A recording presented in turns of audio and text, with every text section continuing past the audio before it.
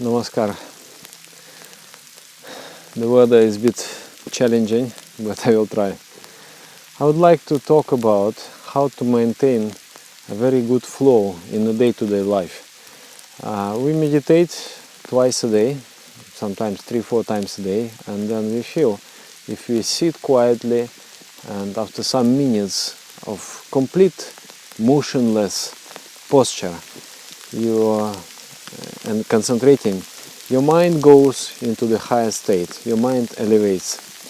But when we come back to the day-to-day activities, the mind also comes down, and the mind again becomes agitated, and we start to make mistakes, and we lose the harmony. We come back to our ego state, and we lose the harmony with the world, with the universe. We lose that inspirational flow. So how to maintain that inspirational flow? Actually, in the sadhana lessons, in the lessons of meditation, there is a perfect balance. But those lessons, they are taught personally and secretly. I cannot disclose those lessons, but I can explain the spirit of the practices. So there is one practice which is called Madhu Vidya, or the sweet knowledge. Madhu means honey. Knowledge that makes everything sweet. For example, you wash the dishes, or you do some other routine kind of work that you really hate. You really don't like to do that work. But if you apply a certain idea, if you apply a certain feeling, you can transform and you can make this work enjoyable.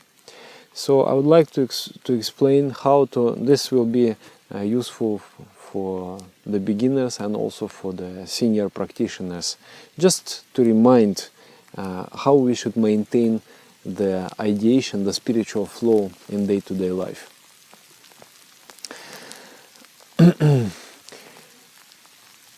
When the ego, our individual I, feels that I am doing the action, there will be distortions created within the mind. As you sow, so you reap. The law of karma will start to work, and our reaching the final goal will be obstructed by those distortions in the mind. So we need to learn how to act in a perfect balance. That is the most resourceful state.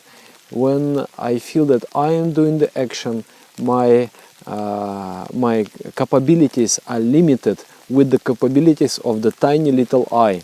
But if I will feel that this I and this body, this mind is just a media, just a tool to express a greater I, the greater will, the greater harmony, then the knowledge, the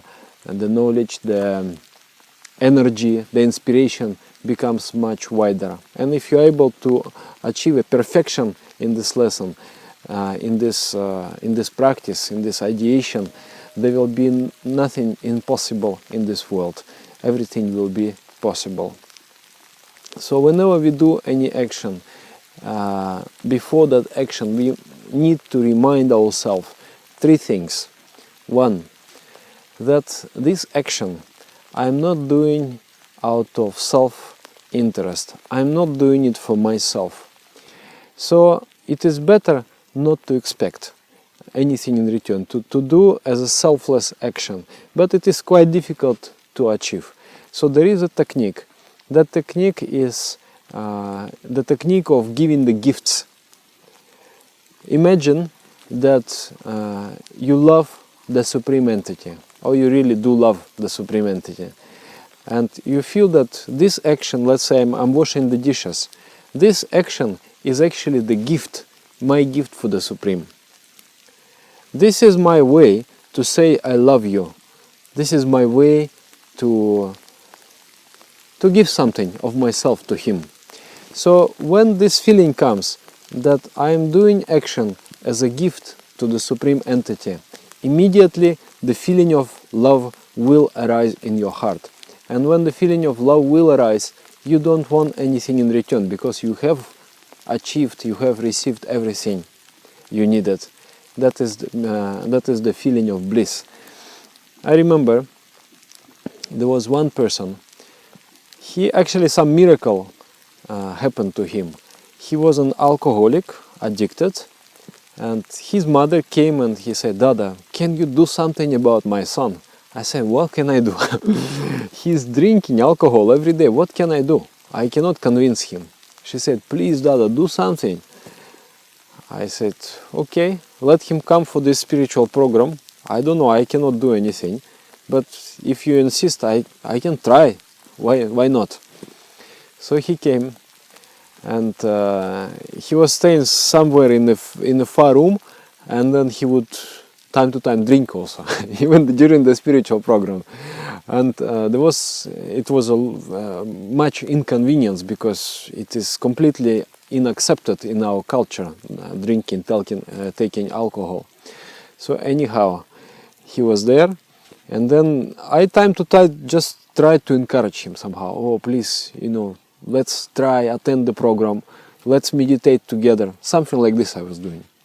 So finally, at the third day of the retreat, of this program, intense program, he decided, "Okay, I will join these meditations, and I will." The whole day he was doing properly. He was doing meditation 4 times a day. He did asanas, everything. And then miraculously, by the end of that day, he got inspired, and he quit the habit of drinking. And till now he's not drinking. He stopped. But it was such a miracle. Nobody could believe. He also could not believe how this could happen to me. And then he realized immediately there was a connection between him. He thought that Supreme Entity has done something for me. The grace, I have received the grace of the Supreme. So immediately that connection was established. I know there is somebody who loves me, who wishes me well. So one day he wrote me a letter. He said, "Dada, today you know what happened. I was going to do some work, and I was passing by some field, and there were some flowers. And I thought in my mind, when I will be coming back, I will take those flowers and will offer them to God." This thought just came in his mind. And he said, the moment I felt this thought, the moment I felt my sincerity opening up, that I want to give something, I want to express my gratitude to the Supreme.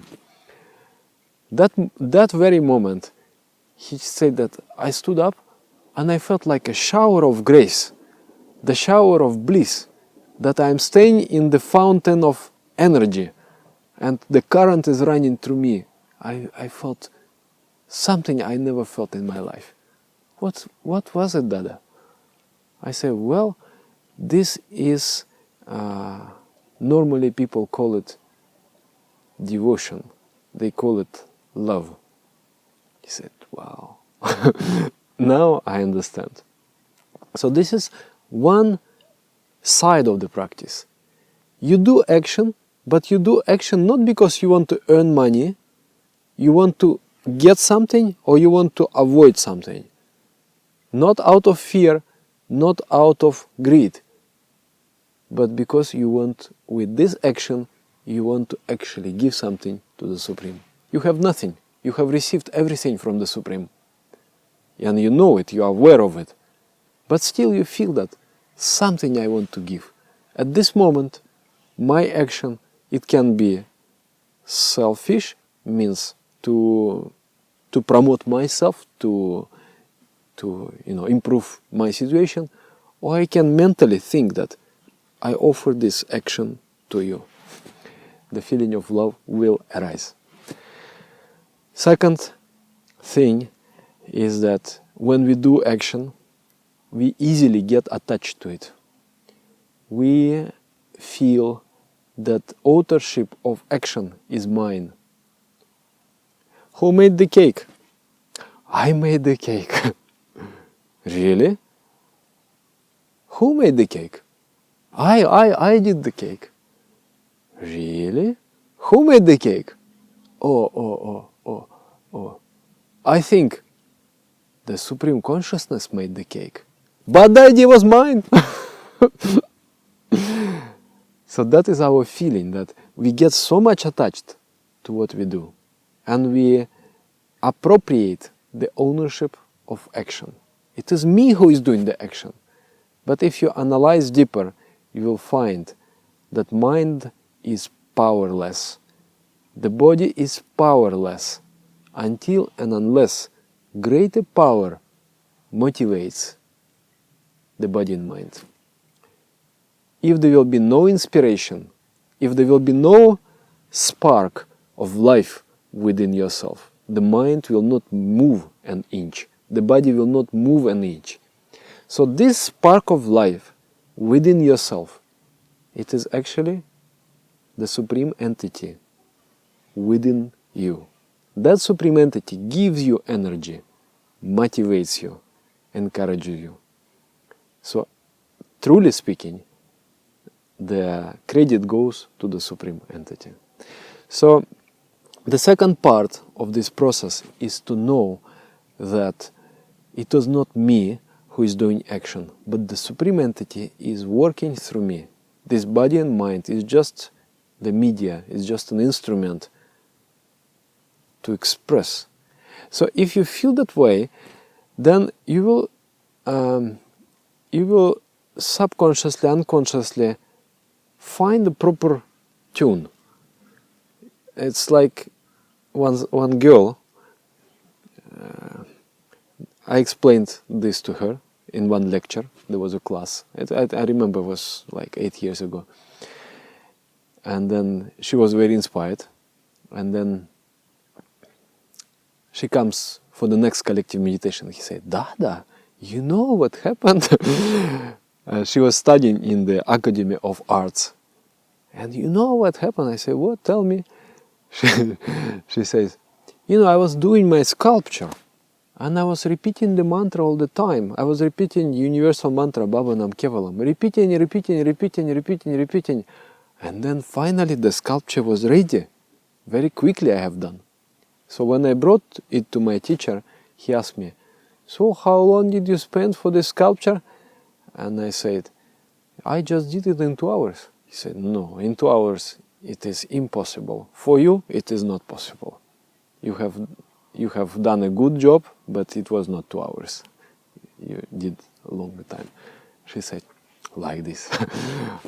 And then I said, yes, this is the science. So when you apply this feeling, you just intuitively find what is the next right step. And somehow everything flows correctly. Sometimes even if you make mistakes, those mistakes, they just come properly. It was actually not mistakes, but the only right way. I remember we were constructing a summer kitchen, and we were working, enjoying together to work with one very good spiritual man. And we were under pressure of time. We were hurrying very much. So, and many times I remember we did mistakes. He will shout to me, Dada, please cut this wood plank 5 meters, 55 centimeters. I say, okay. Then I cut. And then I say, oh, I have done mistake. I have cut 545 instead. And he said, wait, Dada, I have also done mistake. And we put the plank, and it is exactly 545. Just fitting there.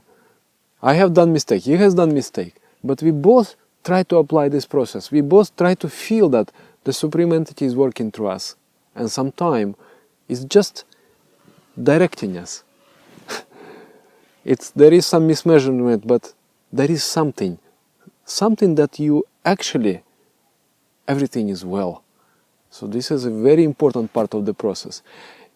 You yourself are able to do something, but you can do better if you are not limited with the boundaries of your ego, the boundaries of your experience, the boundaries of your knowledge.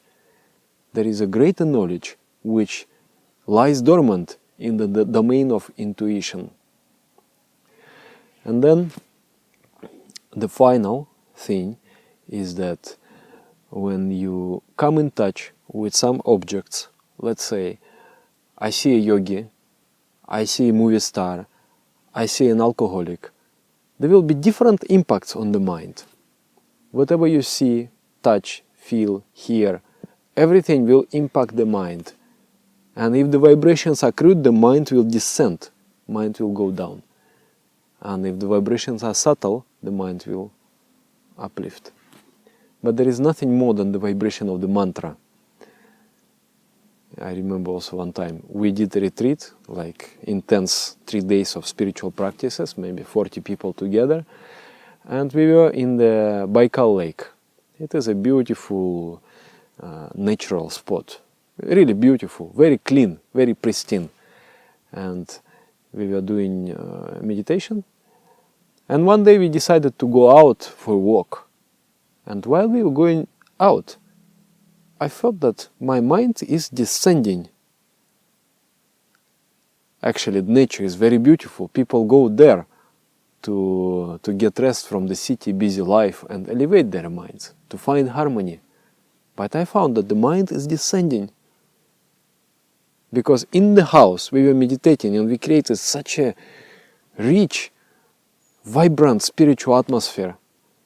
And when I came out of the house, that atmosphere is gone, and the mind goes to try to adjust with the environment, with the vibrations of the environment.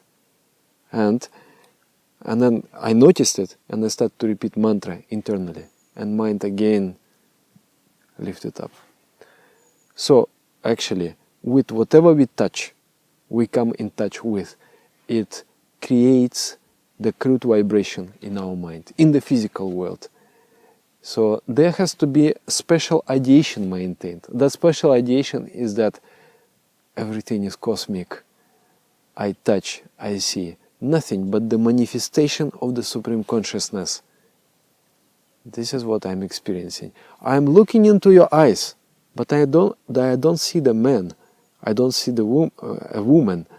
What I see that the Divine Supreme Entity is watching me back, is looking at me from those very eyes, and I get joyful. This is the way. So whatever you touch, whatever you perceive, you try to think that it is the Supreme Entity. So the 3 things are there.